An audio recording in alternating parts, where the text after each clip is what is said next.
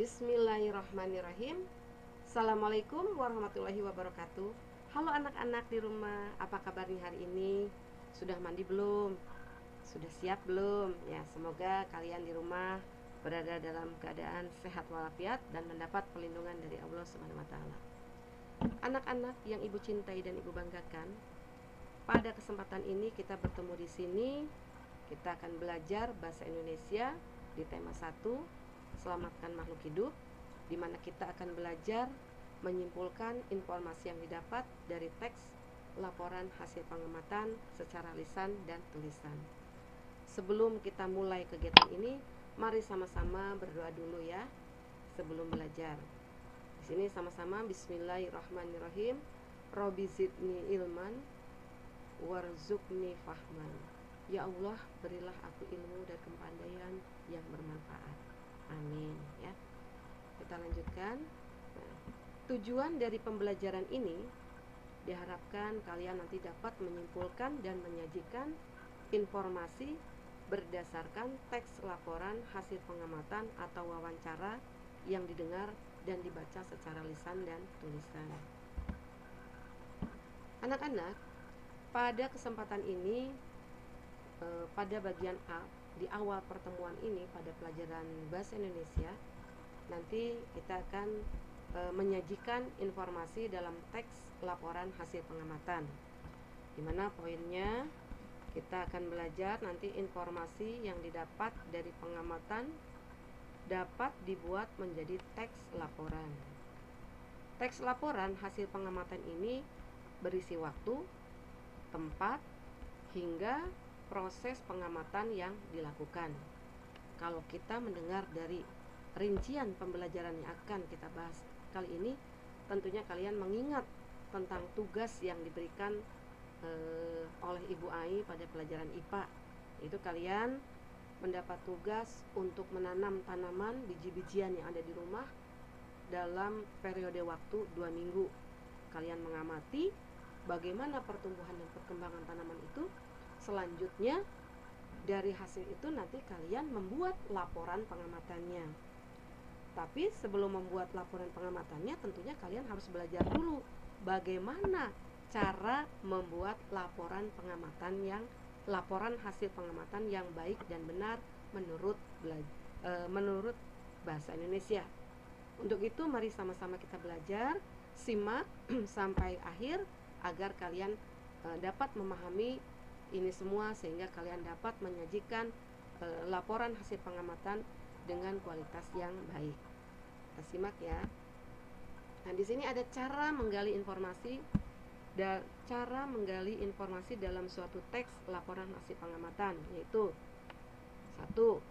Mencermati teks tersebut dengan membaca atau mendengarkan laporan secara seksama.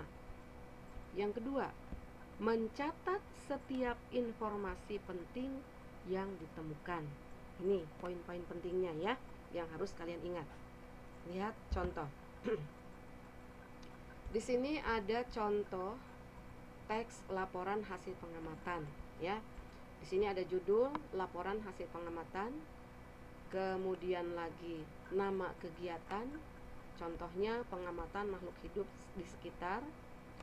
Kemudian lagi lokasi pengamatan, ini kebun binatang Ragunan, Pasar Minggu, Jakarta Selatan. Kemudian waktu pengamatan, ini contohnya Kamis 5 April 2018. Objek pengamatan, apa yang diamati di kebun binatang Ragunan? Oh, yaitu hewan di kebun binatang Ragunan. Hasil pengamatannya, hasil pengamatan nanti kalian isi dengan apa yang sudah kalian lihat. Ini minimal ada 2 paragraf. Ini Ibu sengaja menunjukkan ini ya, ada pakai tanda panah di sini.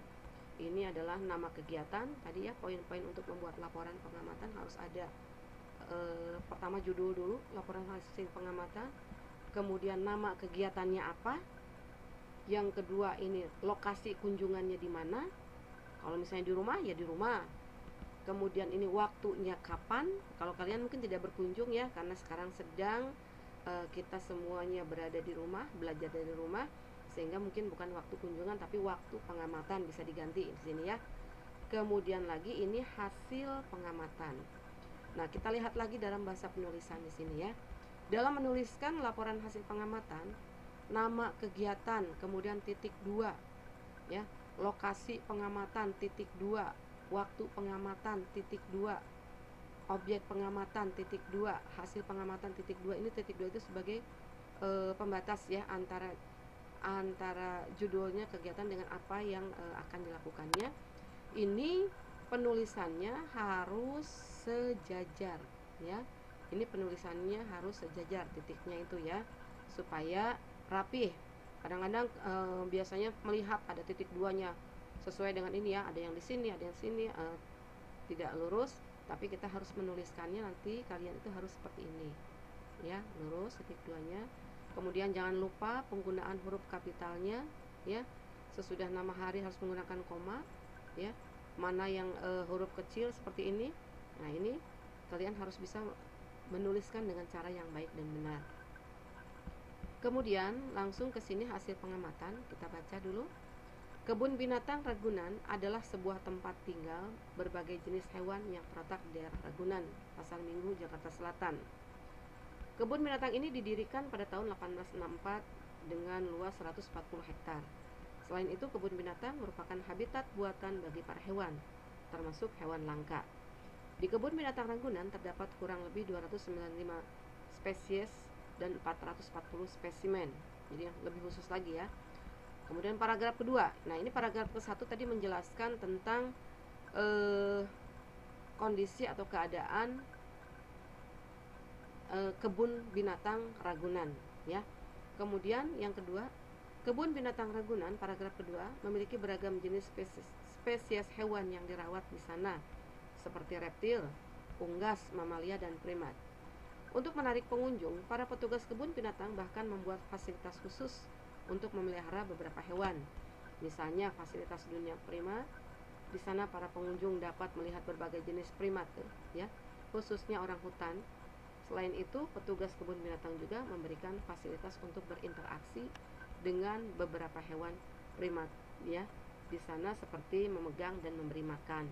Nah, ini adalah hasil pengamatan yang dilakukan secara umum. Jadi penulisannya tidak harus banyak, tapi secara umum. Yang tadi yang ke-1, paragraf 1 membahas tentang kondisi dan keadaan kebun binatang Ragunan, informasi tentang kebun binatang Ragunan. Kemudian yang keduanya tentang tadi ini kita kembali ke objek pengamatan, tentang hewan-hewan yang ada di kebun binatang Ragunan Jakarta. Ini apa ya? Terutama hewan-hewan yang terdapat di sana ya, termasuk hewan langkanya. Inilah hasil pengamatannya. Jadi menuliskannya tidak terlalu banyak, tetapi terdiri dari 2 paragraf saja. Paragraf ke-1 tadi deskripsi tentang kebun binatang Ragunan. Kedua, tentang hasil pengamatan hewan yang ada di sana ya. Jadi sekali lagi nanti kalian menyimak ini juga ada di buku paket ya. Di buku paket ISPS ini nanti kalian juga bisa membaca ulang, ada di halaman 4. Nah, sesudah membaca dengan seksama laporan hasil pengamatan itu, silakan nanti kalian temukan informasi penting dari laporan hasil pengamatan ini yang terdapat di buku ISPS tadi halaman 4 dengan menjawab pertanyaan yang ada ya. Itu. Lanjutkan. Nah, sekarang kegiatan 1. Ini keterampilan mendengarkan, proses mendengarkan. Di sini disajikan ada nanti rekaman suara ya yang harus kalian dengar. Di sini nanti menjelaskan informasi dalam teks laporan yang didengar. Di sini ada suara, di sini ada klik tombol di samping untuk suara. Silahkan kalian klik di sini, klik. Nah, di sini. Nah, Bayu, Ido. Silahkan nanti kalian dengarkan dengan seksama. Dengarkan dengan seksama, tuliskan informasi-informasi pentingnya. Kemudian nanti catat di buku catatan kalian ya. Nah, ini lihat dulu. Nah, ini sekarang tugasnya, belum ya. Tugasnya, ini kembali lagi burungnya. Nah, tugasnya tadi yang pertama, setelah kalian membaca yang tadi ya, contoh laporan pengamatan yang ada di halaman 4, bisa dibuka lagi di buku ISPS. Kemudian yang kedua, mendengarkan teks laporan hasil pengamatan. Maka yang pertama, tugas yang harus kalian lakukan tadi menjawab menjawab pertanyaan pada halaman 4 di buku Bahasa Indonesia ISPS. Kemudian yang kedua, menuliskan informasi penting berdasarkan apa yang didengar. Yang ketiga, susunlah teks laporan hasil pengamatan yang sudah didengar itu seperti contoh, ya. Nah, ini lihat ada di halaman 5 ISPS Bahasa Indonesia poin 1 dan 2, ya. Mengerjakannya di buku tugas, ya. Nah, yang ketiga ini nanti ada lagi. Ini salah ini ya. Yang ketiga, ya harusnya nomor 4, ini harusnya ini nomor 3, ini nomor 4, ya. Yang keempatnya, nanti buatlah laporan pengamatan dari tugas IPA yang kalian buat, dari tugas IPA kalian itu dengan susunan kalimat yang benar di kertas folio bergaris. Kenapa Ibu kemarin di panduan daring itu kertas HPS, ya. Tetapi kalau untuk menulis laporan hasil pengamatannya supaya rapi, harus ada kertas, supaya tidak naik gunung, turun gunung tulisannya, maka ditulislah di kertas folio bergaris, ya, dengan rapi, runtut, menggunakan kalimat yang baik dan benar. Perhatikan pula penggunaan huruf kapitalnya. Kalau nomor ini, poin ini nanti setelah kalian selesai mengerjakan tugas IPA proyek, ya, selama 2 minggu, barulah kalian nanti membuat laporan hasil pengamatannya sesuai dengan poin-poin yang sudah diajarkan. Itu saja yang dapat Ibu sampaikan pada kesempatan ini. Silahkan, selamat bekerja, semoga sukses. Terima kasih. Assalamualaikum warahmatullahi wabarakatuh.